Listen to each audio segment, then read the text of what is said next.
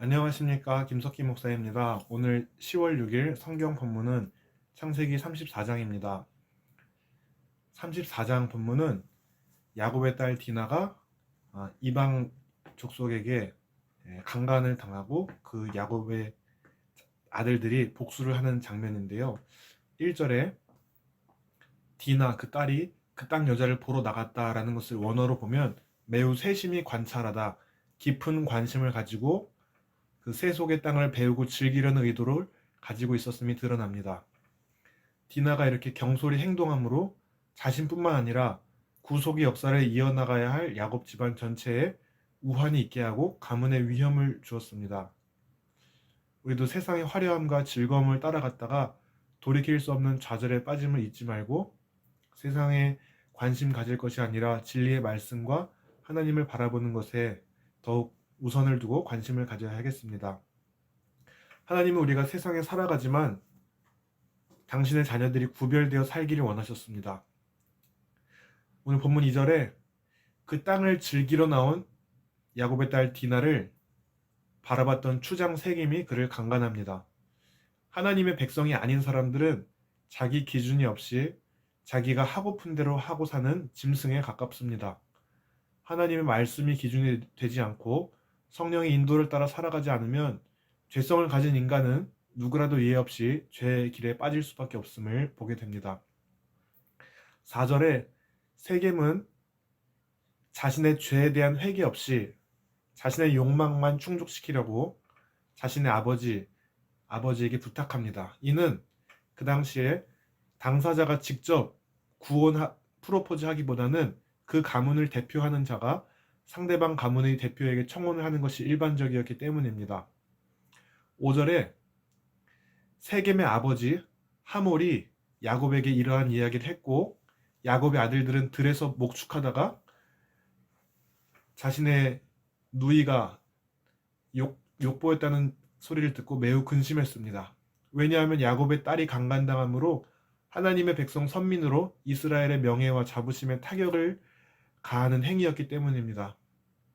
그런데 이 세겜은 사랑이라는 이름 아래 자기의 욕망을 채우고자 했습니다. 세겜이 먼저 회개하고 야곱의 가문에게 세겜의 잘못에 대한 사과가 먼저 있어야 했었습니다. 그러나 사과 없이 자신들과 디나가 결혼해주면 10절에 자신들의 땅에서 매매하며 기업을 얻을 수 있게 해준다고 하고 12절에 야곱의 딸 디나를 준다면 아무리 큰 혼수와 예물을 청해도 준다고 합니다. 진정으로 그 상대가 원하는 것을 모르고 자신의 욕망을 위해 그렇게 하는 것이지요. 진정한 사랑은 나의 유익이 아니라 상대방이 무엇을 원하는지 살펴보는 사랑인 줄 믿습니다. 요한복음 15장 13절에 사람이 친구를 위하여 자기 목숨을 버리면 이보다 더 큰 사랑이 없나니. 이렇게 세겜의 가문은 결혼을 제안할 때 물질적인 배상만을 한다면 끝이라고 생각했을 것입니다. 세겜이 사랑마저도 물질로 값어치를 환산하려는 물질 만능주의에 사로잡힌 전형적인 세속적 사람임을 알 수 있습니다. 오늘날 하나님의 백성인 성도들이 배우자를 선택할 때에 외적인 외모, 재력, 학벌, 배경 등 세속적 가치관을 중요하게 여기되 정말 중요한 신앙은 간과하는 경우가 있지 않나 한번 보게 됩니다.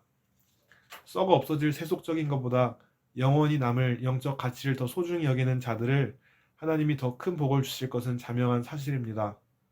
우선적으로 신앙을 보고 자녀 손들의 배우자들을 선택하는 저 여러분들이 되시기 바랍니다. 이 야곱의 아들들은 세겜 가문의 이러한 무례한 행위와 태도를 보고 이 야곱의 아들들이 문제를 해결하려 합니다.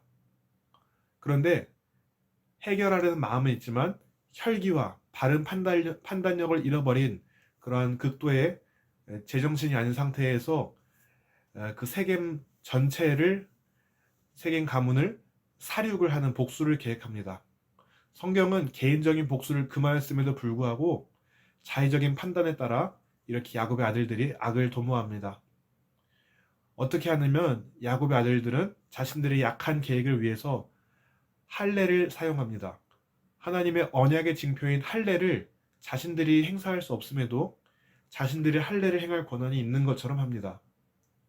그래서 이 세겜 족속들이 자신의 누이와 결혼하려면 그 성읍의 모든 남자들에게 할례를 받게 하라 이렇게 얘기합니다. 오늘날에도 야곱의 아들들처럼 하나님과 신앙을 이용해서 개인적인 목적을 이루려는 사람들이 있습니다. 말씀을 빙자해서 자신의 유익을 취하는 거짓 지도자들과 이단 등이 있고, 우리는 그러한 사람이 되지 않고 하나님을 참으로 믿는 사람으로서 주님의 말씀대로 자기 십자가를 지고 날마다 자기를 부인하며 주님을 따르는 삶을 살아가시길 기도합니다. 이렇게 목적을 위해 수단도 잘못된 것을 서슴없이 살인과 거짓말 등의 죄악을 저지르는 모습입니다. 잠언 20장 17절에 속이고 취한 음식물은 사람에게 맛이 좋은 듯 하나 후에는 그의 입에 모래가 가득하게 되리라. 우리 마음의 중심을 아시는 주님께서 사람들은 속일지 모르지만 자신의 유익을 위해 그렇게 잘못된 행동을 한 것은 나중에 엄중한 심판이 있음을 깨닫고 그런 것이 있다는 것을 우리가 깨달아야겠습니다. 이렇게 강간당한 사건에 대해 악을 악으로 갚음으로 야곱의 가족들은 큰 위기에 빠지게 됩니다. 오늘 보면 19절에 소년이라는 표현인데 대부분 혈기왕성한 결혼 정년기의 남자를 가리키는 데 사용되기도 했습니다. 그러니까 이렇게 야곱의 그 형제들이 오빠들이 결혼을 위해서 할례를 받아라 하니까는 지체하지 않고 그 할례가 무슨 의미, 어떤 영적 의미가 담겨있는지 살펴보지도 않고 자신의 육체의 정욕을 채우기 위해 발빠르게 할례 받기를 지체하지 않았다 합니다. 그리고 21절에 하몰과 아들 세겜이 자신들의 주민들을 설득하는 구체적인 내용이 나옵니다. 야곱의 가족들을 자기들 땅에 머무르게 해서 그들이 매매하게 되면 그러한 상업 교류로 인해 자신들에게도 이득이 될 것이라는 경제적 논리를 바탕으로 함께 할례를 받자고 합니다.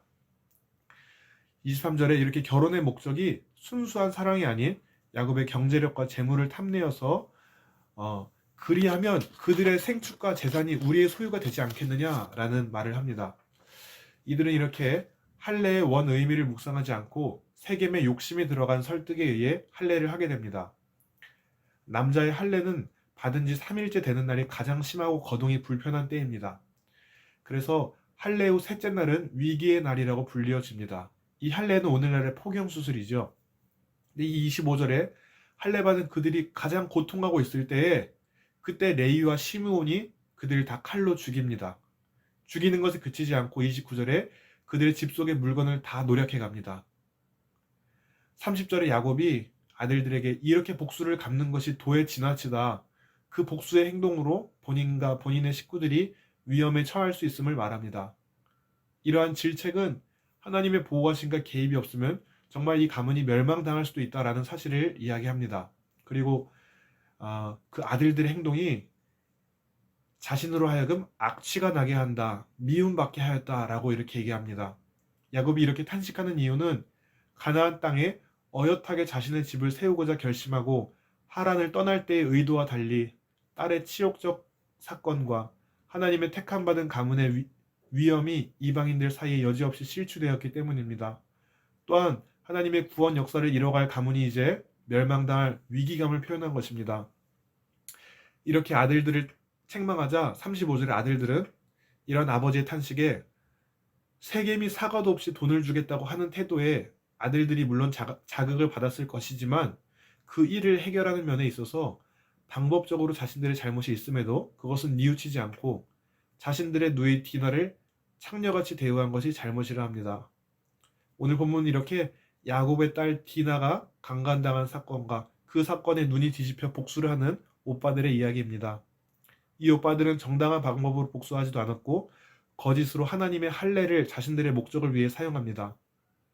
로마서 12장 20절 21절에 내 원수가 줄이거든 먹이고 목마르거든 마시게 하라. 그리함으로 내가 숯불을 그 머리에 쌓아 놓으리라. 악에게 지지 말고 선으로 악을 이기라. 내 동생이 욕보임을 당해 나의 명예를 회복하고 싶은 욕심.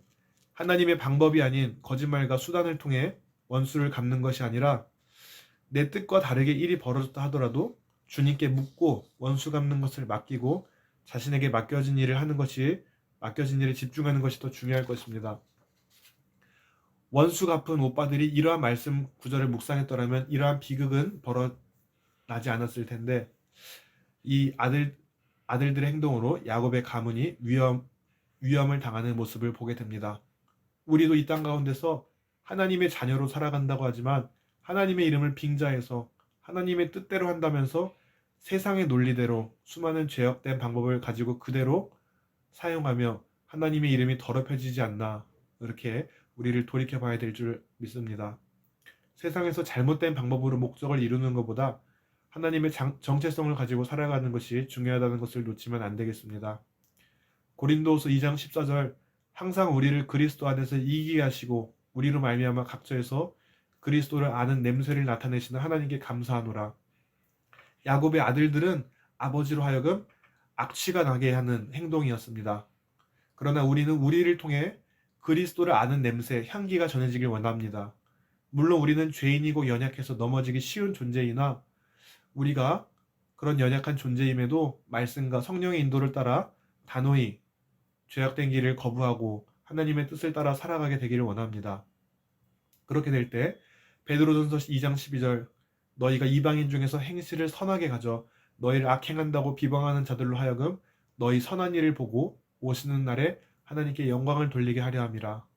우리의 언행 심사를 통해 하나님께 영광 올려드리는 우리 모두가 되기를 예수님의 이름으로 기도합니다. 야곱의 가문이 거룩하게 살기를 원했지만 그 딸이 호기심과 즐기려는 마음으로 자신이 있어야 할 자리를 벗어나자 이방 사람에게 원치 않는 강간당한 모습을 봅니다. 나 자신과 내게 속한 가정, 일터, 교회가 어떤 공동체든 세상의 방식으로 휩쓸려가지 않도록 영적 분별력을 가지고 내가 있어야 할 자리를 잘 지켜야겠습니다. 예배와 말씀 묵상, 기도의 자리를 잘 지키지 않고 쓸데없이 세상 일에 필요 이상으로 호기심을 가지고 즐기려는 마음으로 관심을 가지고 다니다가 멋모르고 세상 가치관을 가진 사람과 엮여서 봉변 당하는 일이 없으시기를 기도합니다. 뱀같이 지혜롭게 영적 분별력을 가지고 비둘기처럼 순결하게 살아 거룩한 하나님의 백성답게 살아가시기를 기도합니다. 세상에서 인간관계 맺을 때 나의 쾌락과 유익과 만족이 아닌 먼저 주님께 기도하며 내가 손잡아야 될 사람인지 모든 결정에서 주님께 묻고 나아가야 될 줄 믿습니다. 오늘도 세상 속에 살아가지만 세상 가치관에 속하지 않아서 하나님이 기뻐하시는 거룩한 삶과 언행 심사를 통해 하나님께 영광 올려드리는 하루가 되시기를 예수님의 이름으로 기도드립니다. 아멘.